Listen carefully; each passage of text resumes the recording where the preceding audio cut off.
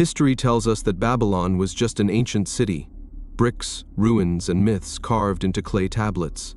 But what if those myths weren't just stories? What if they were blueprints, maps pointing to a power humanity was never meant to touch? 4,000 years ago, kings like Hammurabi and Nebuchadnezzar ruled the land between the Tigris and Euphrates. They built ziggurats, colossal stairways to the heavens. They spoke of gods descending in fire, and some inscriptions hint at something even stranger, a gateway and a door between worlds. Fast forward to 2003. American tanks thunder across the Iraqi desert. Officially, the mission was about weapons of mass destruction.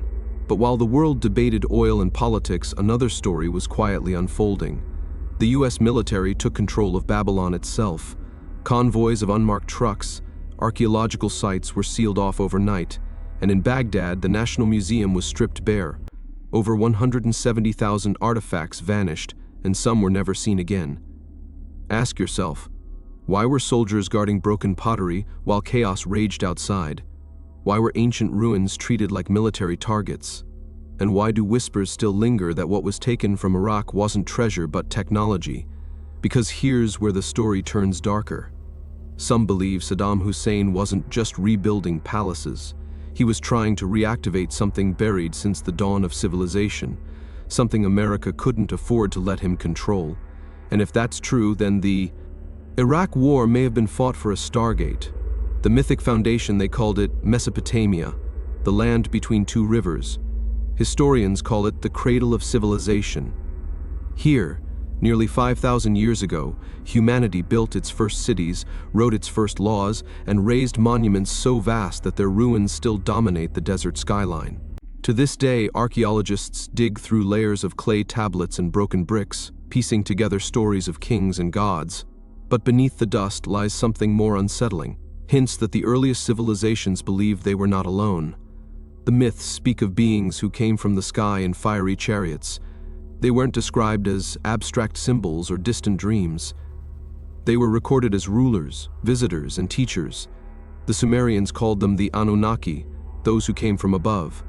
They were said to gift knowledge, to shape destinies, even to command the construction of massive structures. Ask yourself, why would the very first writers of history describe their gods as physical beings arriving from the heavens? Then there is the Epic of Gilgamesh, the oldest surviving story on Earth. It tells of a king who defied the limits of humanity in search of immortality. Along his journey, Gilgamesh encounters strange beings who do not age, who speak of realms beyond this world. To the modern ear, it sounded like a myth. Yet to the people of Mesopotamia, it was recorded as history. And the question lingers, was Gilgamesh chasing legend or something real? Consider the ziggurats, massive step pyramids that rose out of the desert. They were not tombs like the pyramids of Egypt, but stairways, temples built to bridge heaven and earth. Priests ascended them to commune with the gods, performing rituals at heights meant to touch the sky. Some researchers believe these structures symbolized more than religion. They were markers of a gateway, a physical ladder to the realm of the divine. If you were an empire searching for power beyond imagination, wouldn't you dig right here, where heaven was said to touch the earth? But here's the mystery. Why do the oldest civilizations on record speak so consistently of doors, of gates, of beings descending from the sky? And why does so much of their legacy remain buried, destroyed, or sealed away in inaccessible archives? Think about it, myths aren't usually this specific. They don't mention locations, names, and structures that we can still walk through today. So what if these myths weren't myths at all? What if they were memories? Babylon and the Stargate legend Babylon. Even the name carries weight, echoing across history like a warning. Under King Nebuchadnezzar II, this city was transformed into one of the great wonders of the ancient world. Massive walls, soaring temples, and the legendary Ishtar Gate, a structure so monumental that fragments still stand today in museums far from Iraq. Nebuchadnezzar didn't just build cities, he built monuments to eternity. But in his inscriptions, some researchers point to something even stranger, references to a gateway for the gods. Was this just a poetic flourish, or was the king hinting at something more literal? By the 20th century, this idea had taken on new life. Occult theorists in Europe and America whispered of Babylon not just as a kingdom of bricks and gold, but as a place where heaven and earth once connected. In their circles, the term Stargate began to surface, a portal, hidden in the ruins, that allowed passage between realms. It sounds like science fiction, yet the persistence of this theory raises questions. Why would modern thinkers revive an idea buried in tablets thousands of years old, unless something in the record suggested it? Then came Saddam Hussein. In the 1990s, he began pouring millions into Babylon's reconstruction. Palaces rose atop ruins. Ziggurats were rebuilt stone by stone. To many, it looked like a dictator playing pharaoh, trying to link himself with the grandeur of kings past. But others whispered that Saddam's obsession ran deeper, that he wasn't just restoring monuments for show, he was seeking to reactivate something long dormant.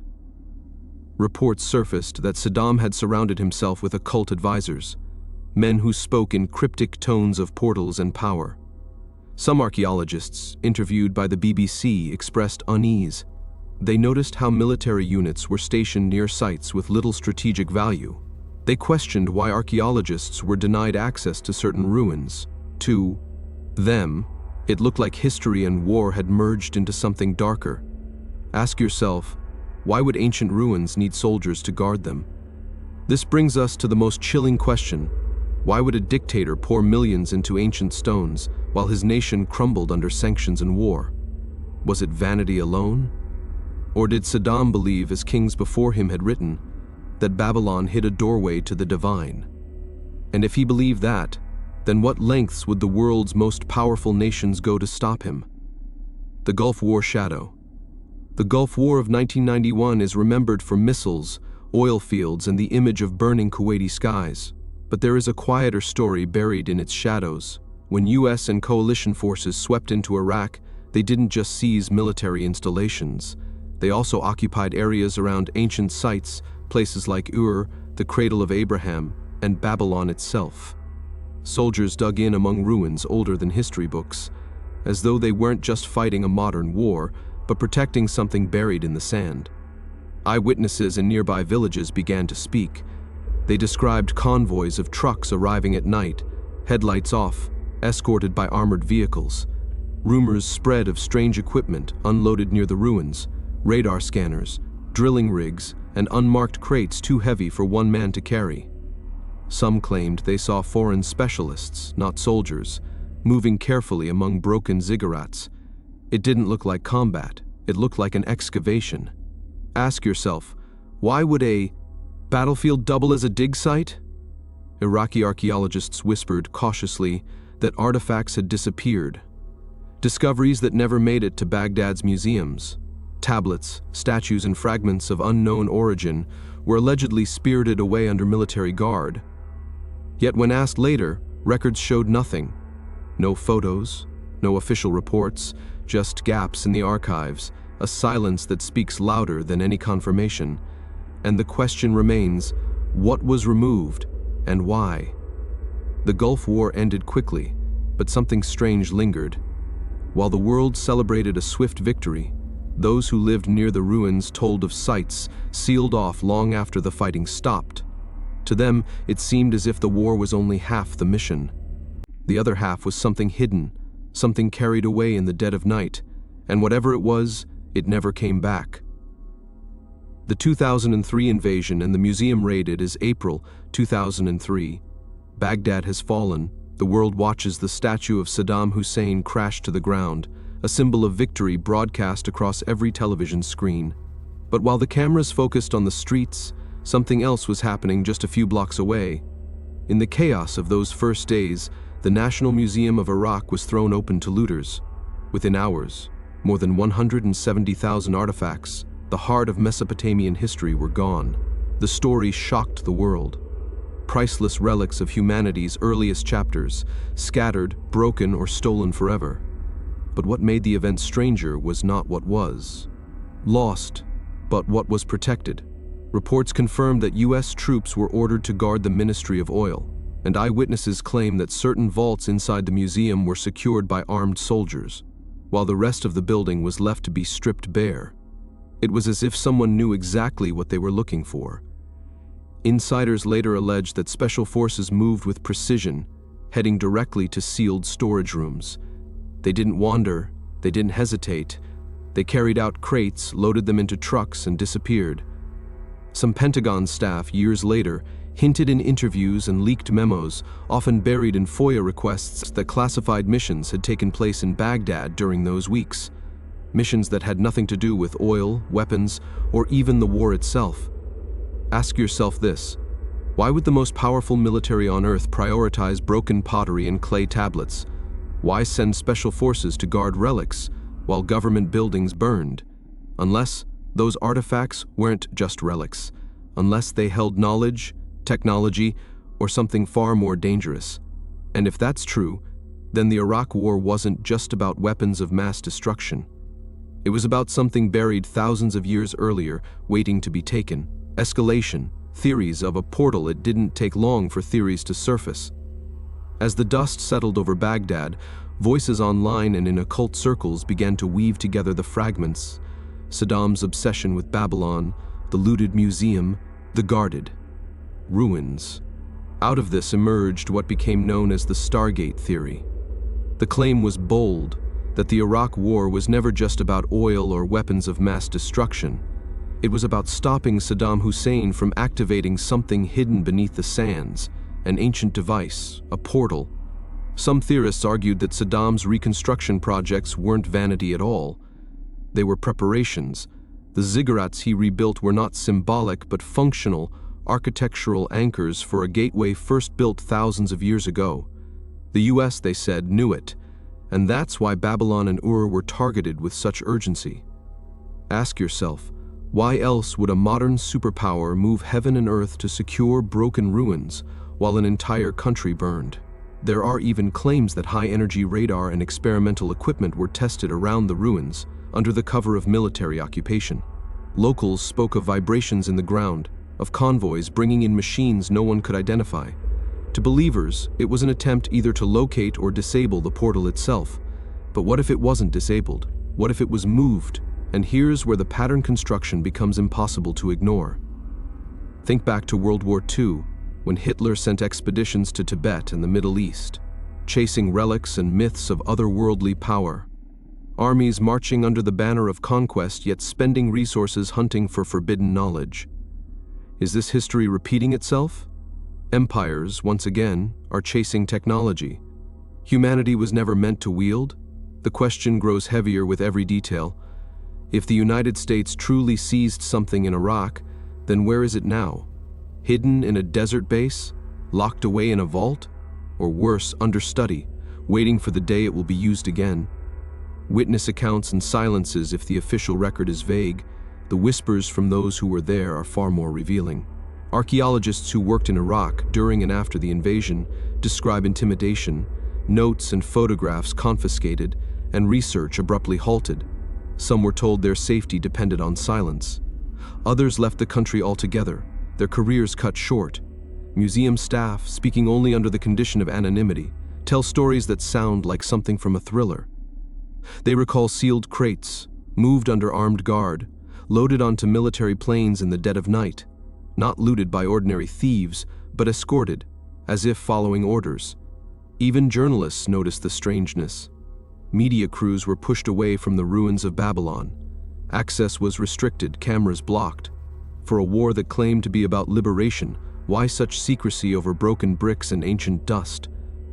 Here, the appeal to silence becomes undeniable. The less they say, the louder the silence grows. Because silence, in this case, feels like evidence. But beyond secrecy lies a wound no conspiracy theory can erase. The destruction and theft of Iraq's cultural treasures wasn't just a loss for one nation. It was a wound to humanity's memory, a theft of stories, knowledge, and identity carved in stone thousands of years ago. Entire chapters of our collective past are gone. And yet, one question lingers. What if what was stolen wasn't just gold or pottery? What if it was knowledge, knowledge not meant for our time, or perhaps not meant for us at all? Cosmic implications. Let's step back for a moment and ask the impossible. What if a Stargate actually existed, buried under the sands of Mesopotamia? What would that mean for everything we think we know about history, science, and even our place in the universe? Suddenly, myths aren't just stories, they are testimonies. Descriptions of gods stepping through fiery gateways might not be symbolic, they could be eyewitness reports. This isn't unique to Mesopotamia. Across cultures, portals appear again and again. The Egyptians spoke of the Duat, a realm of passage where gods and souls moved between worlds. The Norse told of Bifrost, the rainbow bridge connecting Asgard to Midgard. The Hopi remember the Sipapu, a portal linking humanity to the underworld and beyond. When every culture tells the same story in different words, we have to wonder, were they all reaching for the same truth? And then comes modern science. Today, physicists openly discuss wormholes, tunnels in space-time that could link distant parts of the universe. Einstein himself theorized Einstein-Rosen bridges, pathways through reality. What ancient myths called stairways to the heavens, quantum theory calls gateways. Two languages, separated by thousands of years, pointing toward the same mystery. So let me ask you directly, if ancient people described what we now call wormholes, were they dreamers imagining the stars, or participants in something far stranger? Did they stumble upon a technology we barely have the math to describe? And if such a portal truly did survive into our age, if America or any power managed to seize it, how would we ever know? Would it be announced on the evening news? Or would it vanish into classified vaults, sealed away from the very people it once connected to the cosmos? Legacy and modern parallels. Iraq today lies in ruins. Its people scarred, its heritage scattered, its ancient sites forever changed by decades of war. Babylon, once a jewel of civilization, now stands fractured, fenced, and militarized. The ziggurats, the Ishtar Gate, the remnants of kings they remain, but the silence around what may have been taken is louder than any bomb. Humanity lost not just buildings, but memory. Yet whispers continue. Rumors speak of crates flown out of Baghdad under the cover of night, now resting in classified labs in Nevada, Utah, and beyond. Places where access is sealed, budgets hidden, and research conducted behind doors that never open to the public. Is it coincidence that defense secrecy ballooned in the years after 2003? Or is this where the trail of Babylon's secrets really leads? And consider the wider stage. Conflicts across the Middle East often appear endless, repeating like a cycle with no resolution. But some believe these wars are not simply about oil, borders, or politics. They are about guardianship, about keeping certain places under watch, ensuring that whatever sleeps beneath the sand never falls into the wrong hands. So ask yourself this: are wars truly fought for land, for power, for religion, or are they fought for something far more hidden, something buried deep beneath ruins that once touched the heavens? The unresolved mystery. The story of Babylon leaves us with more questions than answers. What began as the cradle of civilization, where writing, law, and myth were born, has been reduced to rubble by centuries of conquest and decades of war. Yet, it's possible that its greatest secret never lay in the stones themselves, but in something carried away unseen, an object, a technology, perhaps even a doorway that defied time. Ask yourself, is history hiding more than it reveals? Think about what we've traced. Myths of gods descending from the skies, a king who boasted of building a gateway for the gods. Wars were fought on the very soil where those myths were rooted. Convoys, sealed crates, missing artifacts, silences louder than words. Could it be a coincidence? Or is this a pattern repeating across empires, each seeking what they dare not admit exists? Perhaps the true cost of war isn't oil, or politics, or territory. Perhaps it is something far greater, the theft of humanity's memory. Because when we lose artifacts, when knowledge vanishes into locked vaults, we aren't just robbed of the past. We are robbed of the future it might have revealed. So here is the question you must carry with you. Maybe Babylon's Stargate was never a myth. Maybe it was a door, and maybe someone somewhere already has the key. And if they do, what happens when they decide to open it? This is forbidden history. We dig into the past because what's buried shapes what's coming.